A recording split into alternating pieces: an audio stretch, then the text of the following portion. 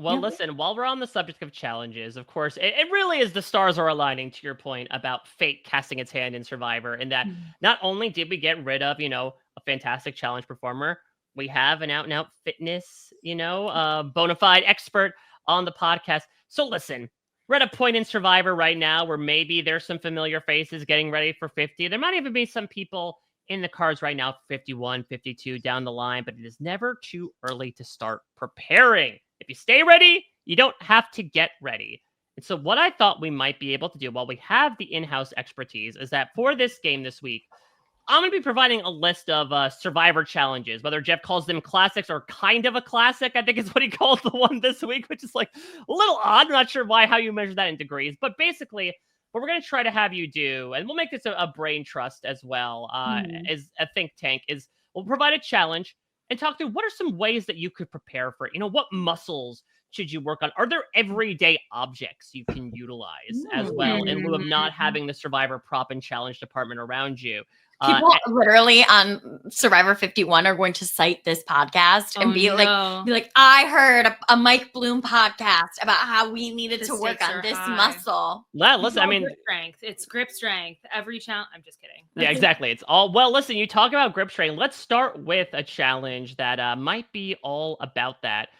First one up is last week's out-and-out classic, Get a Grip. And just as a brief introduction here, for those that don't remember the names or aren't watching the video right now, this is the one from last week. This is the hold on to the pole for dear life, grabbing onto apparently increasingly smaller footholds and handholds, depending on the season that you're in. So, Laura, for all we know, this could be like the width of a quarter, the footholds and handholds next season. I mean, I think for every Survivor challenge, and I am, I know myself, but I'm talking out my ass a little bit here because I'm sure there's all kinds of Survivor factors that I can't consider. But I think training barefoot, honestly, would be huge. We get so much feedback from our feet. And when we're in sneakers, we just don't get that. So literally just like walking barefoot, uneven surfaces are so good for your feet. For a lot of people, that's uncomfortable. But that's something I would recommend, letting your toes spread. Like there's so much toe stuff and foot stuff. Whoa. Especially after the show, if you know how to make a good buck. Heyo. There you go. I think with this one, my sneaking suspicion with the Get a Grip challenge, with holding onto the poles, because I think this is one of the ones where people are like, oh, it's usually like a smaller person wins it. Like this is not a traditional comp beast challenge. This is one for the Parvati's of the world. My sneaking suspicion is that the trickiest part of this is, or the reason why sometimes women are more equipped, is the Q angle in your hips. Because I think when these big guys get on the pole and they're trying to squeeze with their inner thighs, that tuckers you out real fast. But anyone who can rotate their hips out and wrap their legs around like crisscross applesauce style, because if you are tensing your muscle at max capacity, you're going to lose that. But if you can have sort of like a loose grip on it and really hang on the pole, I really think somebody's ability to externally rotate their hips plays big here. Because then you're not just like, you're not holding the pole as tight as you can. You're kind of like sitting off of it. Wow. Can I just say, we're only one challenge in. This is worth the price of admission. This is the only one I have a theory about. This is the only one I have a theory about. I literally was like, I'm texting Sam and saying they need to cut the 20 minutes of this video and make it a separate video about how to train for Survivor challenges. No, but like, I don't even know what cast this is, but look who looks Russell there. So I think it's 19. Or no, I think this is I think it's Cook Islands, because there's Ozzy in his it's tough to see in the camo. It's Penner's hat. It's Penner. Yes. That's Penner. Okay, is Ozzy the one like scrunched? Yeah, that's him. Like, I think that's the best strategy, or the person at the end who's like standing up tall. But the footholds aren't there anymore to stand up tall. Yeah, so that's the thing, is that these ones are convex, right? They were like little ropes to stand on. Now it's become literally concave, which are like these little things to try to grip onto. Yeah, but if you can get your legs around it and be sort of pushing into the pole and not down onto the pole, I think that's well, and that's what we saw with Eva and Mary. They were doing that. Exactly. Yeah, that's why Eva and Mary were both like kind of hanging off, really like sitting tight instead. And like David was like thigh mastering it, like squeezing it. Like that's never going to last. Oh my goodness. All right. Well, listen, we're off to a hot start right now. Well, let's move a little more down to the ground, but we're still looking up here. So this is one that we haven't seen in a while, but still sometimes gets brought about. This is called keep on your toes. Horrible. And so how this works is that you have to stand on a balance beam, and basically it's measured for height, where you have to essentially stand on your tiptoes to keep a block balance between your head and the upper beam. I mean, Laura, is this calves? Is this core? Is it all the above? It's everything. I mean, all of these are just torture techniques, right? Like, I think what's tricky about this is that you're in a much stronger position if you are either all the way up on your tiptoes, like imagine a ballerina on demi point, like all the way up, heels all the way up, or all the way down. In the middle is way harder because you're not like locked out at the end of your range of motion. You can try this for yourself. Try this at home. Like if you stand on one leg on your tiptoes, if you go up as far as you can, it's going to be easier to balance than if you're like in the middle, because you start to waver a little bit. So you can see how they've set the height for everybody. They can't be on like a flat foot, but they also can't really like push down through the balls of their feet and like extend and tend. I have a question. You can see the person all the way on the right. That's Trish, right? Yeah. This is okay. Yeah. So Trish kind of has her head in the air. Like, is it a better strategy to go as high up on your toes as possible and kind of like angle your back out a little bit to kind of like give yourself a more concave like this, rather than like standing up straight and not flexing or not going all the way up?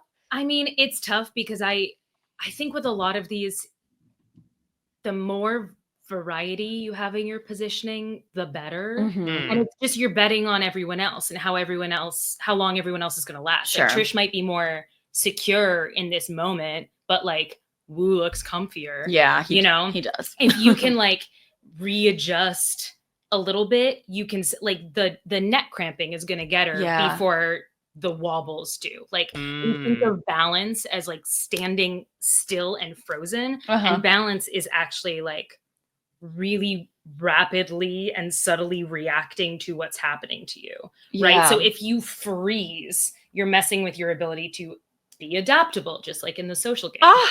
Look at this.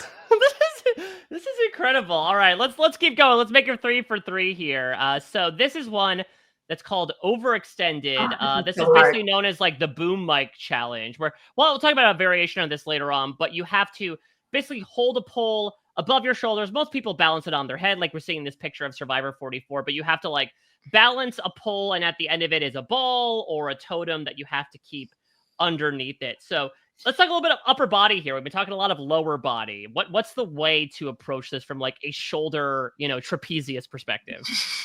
I will say, okay, something that makes this really hard upper body wise is that if you're holding that pole horizontally over your head, most people don't have a full 180-degree range of motion in their shoulders. Most people are going to be a little comfier with their elbows in front of their shoulders. If you want to get nerdy, we call that the scapular plane, right? So if we're like pushing or pulling overhead, we're using more of a neutral grip, quote unquote, versus being so out open like that. For a lot of people, that's going to throw you off your center of gravity because you just don't have the mobility.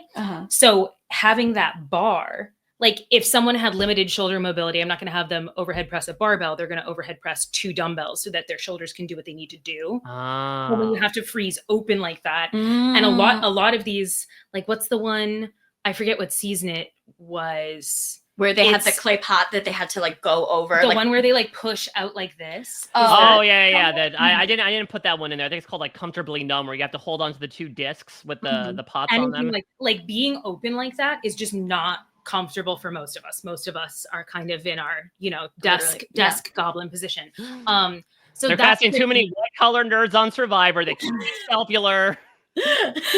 I think like it's hard to say because I imagine that ball is very light, which makes it harder. I would kind of like push down on the top of my head, get a little bit of tension going that way, right? Like pull the big long stick down onto my head so I had a little bit more control versus like, I think that could be easier. It looks like they do have it on their heads. It's resting on their heads. Mhm. Yeah. But like I think if you are like pulling and then you can I want to like lever. stand up and demonstrate. I'm like, if you bend your knees a little bit so you can like get your pelvis under you and you pull down onto your head so you can push up, you might just have like a little more control. Oh, yeah, sort of like counteract the forces that Yeah. are coming, Yeah, like, I pull think- down, push up. And I mean, again, I'm really pulling this out of my ass. I love this though. This is gold. I'm also thinking with the feet. Mhm. You think about like the triangle is the most stable shape. I would definitely go for sort of a warrior one situation. Like, again, I don't know which cast this is, but This is 44, yeah.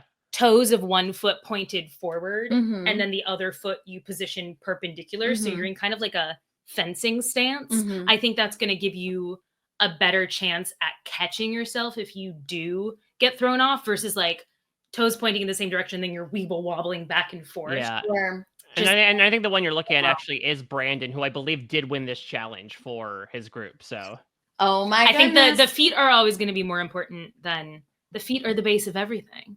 So that's Well, always gonna be more important than you want to give it credit for. The ball's just a distraction. well, as they often are. Well, you talk about the triangle being the strongest shape. Let's talk about. Mike, we went full bloom. We did There it. we go. went It took us full an hour bloom. or change. Usually Yep. it takes a little bit longer than that, but better Uh-huh. late than never. Let's talk about. It's been known as Bermuda triangles in the past. I think Survivor Wiki officially calls it sea legs, but this is I call it the doghouse challenge, where it looks like the top of a doghouse. You are standing out in the middle of the water, and you are trying to essentially balance on top of it, with only really being able to rely on these, again, increasingly smaller footholds. And this is a tough one because we saw like 42, for example, the waters were raging. It was over in like 5 minutes. 46, completely calm waters. It was over in like 5 hours. Is there, do you think, a consistent method to, no matter what the conditions are, trying to remain on top of this thing as long as possible?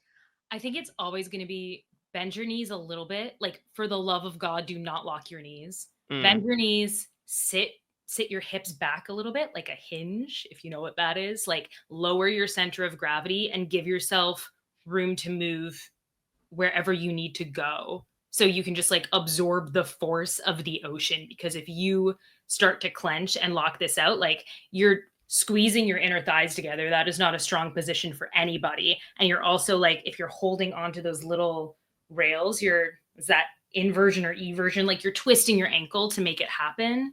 So like, the more you can kind of sit into this and like you're riding a mechanical bull, like make it active, not just set yourself on top of it and respond to what's happening, but actually Like, be like, move with it. I'm riding the pyramid here. Okay. Like, it's the thing I'm talking a big game right now. Like, how do you fall off of this thing? Like, if I got a splinter, I'd be out. I'd be like, medevac me. I don't want to do this anymore. So I always look at this and I'm like, how does someone not just pitch forward and knock out a tooth or something? But I know.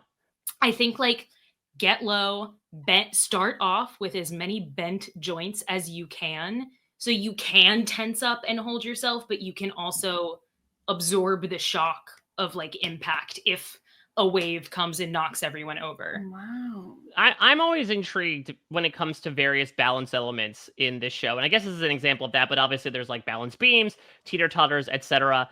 Is there a hard and fast way to do it? Do you look forward? Do you look down? Arms out, arms not out? Is there a tried and true method for it?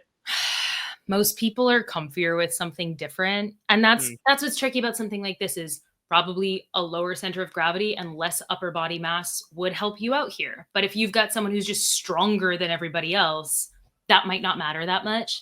Like, a lot of people will have an easier time balancing if you look at a point in the middle distance and you can like lock your eyes on that. But for some people, that's going to mess with them. For some people, that will take them out of concentration, and that might be worse, especially if you're not operating with like max mental capacity. Yeah. Like, your proprioception is going to go to shit. This is how people get injured, right? In What the does gym, proprioception mean? proprioception is just like your body's awareness of where you are in space and what's happening to it. Got Like it. all the input you're taking. I have a low level of proprioception. I have no comment. Neither confirm nor deny. Yeah, I feel like it's important. We've been best friends for 10 years. I can say that.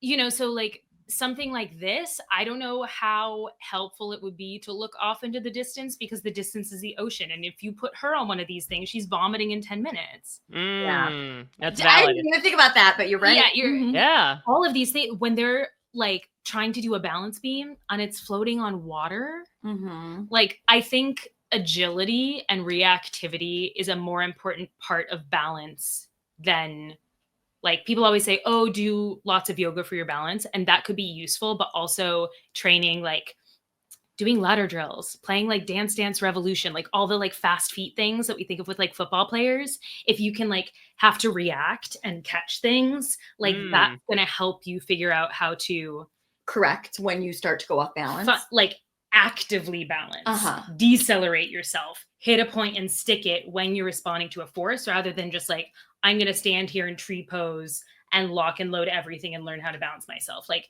you could stand there straight and tall, and then if I, it might not do you any good. So. Wow, here you go. Future Survivor contestants, hit the arcade, get into DDR. If they scroll around, it'll help you in this type of thing. All right, let's move into another version of sort of Overextended, but I've kind of lumped a few of these together. So this is when it rains, it pours. This is the one where you have the hand tied to the bucket. But there's also like, I think there's, this one's maybe Uncomfortably Numb, where you're holding onto the handles above your head with like Natalie and Reed like into the split. There's also the one where you're holding the ball up against the post. Any of these challenges, Laura, when it comes to holding something above your head, is there a good tactic here, especially in when it rains, it pours, when again, it's not like a static thing you're holding on to. It's more so reacting to when you move your arm. I mean, I'm picturing Parvati just literally with like her elbow locked out. And I think I'm going to contradict everything I've said and say like, you need to lock and stack your joints and like dissociate. It seems like the only way to get through this, right? Like I feel like it's when people lose mental focus that they then sway and they pull it. So whatever you need to do, but let's see, what would be something to note? Say, again, if you're doing like an overhead press, like pressing a dumbbell overhead, the top of that movement is not the hardest part. It's actually when you're halfway up, when like the most gravity is working on you. So if you let that arm bend, you're kind of having to fight to keep it up in the air because you are like actively holding it up versus like locking it out, letting it go numb. I don't know if I could do that, but I think that's a better. Yeah, I don't know how safe tactic. that is. Yeah, but. And I mean, if you can hold it, like if you are comfortable in that position, holding your arm over your head and literally just freeze and don't think about anything, I really think this one's mostly a mental game. Can you, because we see, this is from One World, and you see like Chelsea, I believe, or maybe that's Kim on the right-hand side. She's using like her other arm to kind of support it. Does that help at all? Can you use your free moving arm for it? I mean, then she's pulling on the arm that's up. So that arm doesn't really have to do any work. It's now like a prop for you versus coach is lifting his arm. That is going to... Troy's in. Oh, yeah. Sorry. Two sides of the same coin. It looks like coach. Right? It does. Yes, okay. Definitely. Actively holding your arm up is going to be nearly impossible. So yeah, like making a little brace for yourself where you can resist the other arm, pull down on it actively, like pulling down on resistance that's not moving is going to let your other arm be the resistance that's not moving and also is easier than like half-heartedly lifting something up. It's like what we talked about with the calf raises. Like the bottom and the top, you can do that. You can just go smooth brain and let that happen to you if you have the endurance to do it. Halfway in the middle is like everything's working, whether it's just your arm, whether you realize it or not. There you go. Be the resistance you wish to see in the world. Yeah, I think the lockout is the method. All right. So this is one that's only been used a couple times, but this, when I was coming up with this idea, stuck in my head rent-free of like, this is something I need to get Laura's opinion on because it's a part of the body that often I would imagine is not part of your typical regimen. But a couple times we've gone to the feet. Oh, yes. I was hopeful you would bring this one up. So this particular challenge, the game is afoot. We've used it a couple times. This is the San Juan del Sur version where essentially you could only do the challenge using your feet. And this one, I think they had to like untie a bundle of logs or like cylinders and stack them on a platform. Is there a way to train your feet for Survivor to operate much like the Simians were back in the early days of humanity? I mean, you do this. Like you train for the sport that you want to excel at. If you need to get better at foot stuff, you got to be doing foot stuff. And I will say, like, Heyo. like what we talked about, being barefoot, like introducing the bottom of your foot to as many variable stimuli as possible. Like just if you have a backyard or a safe place to walk barefoot, do that. Walking on ground that has variation and isn't just, linoleum or pavement, that's helping your foot be more active in supporting you, which is good for balance, strength, good movement, all of that stuff. But, if you're trying to like grasp and untie with your toes, like you got to be doing stuff with your toes. Yeah. I mean, one that maybe would be easy to set up at home, this is an old ballerina trick, is just get like a towel that you don't care about, like a hand towel, just put it under your feet, and while you're watching TV, just curl your toes in all 10 at the same time until you've like dragged the entire towel towards you. And then you can even push it out. Because what's in our, everything on the body kind of looks like something else on the body. Like your finger has flexors and extensors, just like your bicep and your tricep. And your toe is the same way. But we're usually not using them because our feet are crammed into shoes all the time. So I also have a question for you about like the lower, like your pelvic floor doing this and like your lower abs. You're doing like a V-sit. Yeah, because that's what you have to do. I remember Ricard won on 41 and Ricard is like a dancer, so that helped him. But I feel like a big part of that, the way like Baylor is sitting, like that's Baylor, right? Yeah. The way Baylor is like untying, like she's in a V-sit and she, you know what I mean? Yeah, you're Like definitely dealing with like, you're dealing with top range of motion, hip flexor strength, right? A lot of people, because we sit in chairs all day, we think, my hips are really tight, but they're tight because they're weak, because we're not using them. Muscles like to be stretched and strengthened at the same time. We want the tissue itself to be trained, right? So an easy way to train for this, that's not just like doing a bunch of core stuff, doing Pilates and holding a V-sit, because you need to be able to be mobile there and you can hold on with your upper body. You could sit in a chair and just see how far, here, do this with me. How far can you pick one of your knees up without letting it slump you over? Sit up tall, pick your knee up. We're both doing it under the dome. I'm doing it as well. And put it down. Yeah. And then if you get good at that. I did better than I thought I would, actually. I'm impressed. Yeah. It's that Pilates. And then when you get good at that one, that doesn't feel like, okay, do 10, hold it for a second at the top, put it down, do 2 rounds of that on each side. And then once that gets too easy, then you stand up and you put your foot up on the chair and you pick it up from there, because now your other hip is in an extended position. So I think having that, that mobility at the top of your range of hip flexion would actually be more important than being able to like hold a V-sit, because again, like you're doing an isometric holding your core past a certain amount of time, that's not going to be useful to you. But having that strength in your hips will be, because you can slump, right? Like you don't need to be, if we slump all the time when we're doing core stuff, we're not going to be super comfy after a long period of time. But if you can slump, slumping is advantageous. So you don't need to have like perfect form. Get your hips up. That's what I'd say. And do stuff with your toes. There you go. Get your hips up and do stuff with your toes. Life advice from Laura Girard. All right. So now these are some of the more weather challenges. I'm going to go, I pulled into, the box of tricks from Survivor Challenges past and really test you, Laura, to see if we can come up with some ways to train for this. Listen, Survivor 50, we don't know what immunity challenges they're going to use.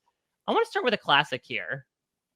Hands on a hard item. So this is the final immunity challenge that's been used a few times. I just went with like the regular Costco the version. problem is that the ideal gameplay for this is just quit, right? Yeah, just pull the Richard Hatch, just sit there and eat oranges. I mean, when it is something as sedentary as this, is there a way that you should be like training your body for standing and keeping your hand in one, again, it's not like extended range of motion, but in one very specific position forever? I mean, no, like this is kind of like running a marathon, where it's like the weeks before you run or like the few days before you run a marathon, you don't do running because you're leading up to doing something like inhumane to your body. There's no reason to be doing this. So there's no reason you should be training for this. So honestly, like whatever you can do to keep that mental focus, like training staying in something physically when you are uncomfortable, because I feel like the reason people usually lose this one is like they pick up their foot, they just forget. So again, like keeping a little bit of activity going on in your body, bending your knees, like sitting down into your hips, bending your elbow, like reminding yourself that, okay, I'm pressing down into my feet and I'm pressing down into my hand. These are my 3 points of contact. Other than that, it's free game, because people just start standing there and then they like scratch their nose or something. And that's when they get out of it. You know, focus in on your breath if you have to, like do whatever it takes to zone in. And I'd say like, now I'm getting into my more like flighty stuff, but create some movement so you keep your body and your brain active. And so you don't forget where you are and what you're doing. I love that. Let's go from an old school challenge to more of a new school one. And actually, I was watching the promo for next week. We actually might see this challenge in next week's episode. Let's talk about this one. This is called Slither Me Timbers. This is the one where they basically bind your hands and your feet, and you have to wriggle like a worm through the sand to push the ball. I cannot even imagine what body parts this type of challenge is working. This one feels like a humiliation ritual. Yeah. Sometimes when they get those slow-mo shots of people like biting mud, I'm like, we didn't need that. Yeah, I would agree. Yeah. I mean, I think, again, this is one of those things like, how the hell are you going to train for this? What? I mean, listen, if you have the right partner, you've been training for this for years, in a manner of speaking, depending on what you're into. Hands and feet tied? And judge wiggling around like a worm. I don't judge. That's what I've been saying. Every pot for a lid. Every ham for a cheese wrap. Yikes. I'm trying to even remember like what this looks like. I feel like because this is a new one, we haven't seen someone like fully game the system yet. And there's probably like a secret sneaky thing that does work. Like, I think, didn't someone tuck the ball into their shoulder and kind of like go shoulder? Yeah, so that's what Kyle did last year. He like actually inched it up, because they go over and under a bunch of hills, which is like the big thing where a lot of people got torn up. So I think Kyle actually, instead of like nudging the ball up with his head, put the shoulder on like a natural resting area and nudged it up that way. Yeah, I mean, I'm thinking like if you can like circle your shoulders forward and back, like there's a hip mobility move I love where you're literally just sitting on the ground and you walk with your butt cheeks. Like you just move forward and then back and back, basically is what it looks like. So if you can approach this at an angle, so you're going like one shoulder reaches forward and then the other one catches up and then forward. And instead of trying to like butterfly it, you know what I mean? Like that's the hardest move in swimming, right? Now I'm really talking about things I don't know, but like imagine trying to like buck your whole body up and flip it over. Like that's going to be way more tiring than being able to like take a step. So like, I guess don't be afraid of the asymmetry here, because otherwise you're just doing a handless worm on sand. Walking on sand is terrible. Walking on sand would probably be a good way to train for everything. That's what we get. It makes a lot. Yeah, that's how you deal with like imbalance of terrain. That's how you deal with endurance as well, because it's harder to walk and run through sand than on land. Yeah, walk in water. Like they have to swim like 10 feet now. Like you don't need to bother with that. Just like try to get out of the water real fast with all your clothes on. Yeah, with jeans on. Yeah, have someone throw you into a lake with your jeans on and make your way back. With your hands and feet tied together. Exactly. Heyo. Don't tempt me with a good time. All right, let me provide a last one here. So this is another Survivor classic. This is Simmotion. Woo! Fun. So how could you possibly train for this? Because this is another one, to your point, Laura, about like really keeping focus. But considering, again, maybe this is like a half slither, right? Because your one hand is tied behind your back. Do you have to just like train one dominant arm over the other one to handle these types of dexterous tasks? I think this is another one where focus dropping is going to be the thing that takes you out. It is. I have an opinion. Oh, please. I am a big fan of the time management style games, the phone games. That's what Laura. We have exactly opposite taste in brainless phone games. Maggie, my taste is that I have like a puzzle game where it doesn't say any words or numbers. It's just colors, and I put the colors in order, and it's so soothing to me. It's like Cocoa Melon for adults. And Maggie likes games that make her as stressed out as possible. I don't know what it is. For like 2 minutes, and then it's over. It's because you got a healthy relationship with your parents. So she's like micro-dosing like anxiety in that way. It makes your heart going a little bit. Makes you live a little. Yeah, she loves it. But I like the time management style games where you're juggling a bunch of different things all at once. Like you have to you're like something like Diner Dash, where it's like you have to seat the people, and you also have like table 3 is doing whatever. Like you're doing a bunch of different things all at once, so you have to keep track of. And this is cooking, and I have to make sure this doesn't burn, whatever. And I feel like that's what Simmotion is. It's like you need to be able to track where this ball is so that you can time it perfectly. Less about like mobility and more about like, can my brain be in 7 different places at once, keeping track of everything at the same time? Yeah, I would argue this is not physically too taxing, other than the fact that it's tricky. I mean, I guess I'm sure it's exhausting, but I would actually say you could do some like practice sight singing quizzes online, because these things are very controlled and the balls always travel at the same speed. It's why I assume they've been adding those like tricky catches where, you have to wait for the ball to come back down. You can't do anything to make it faster.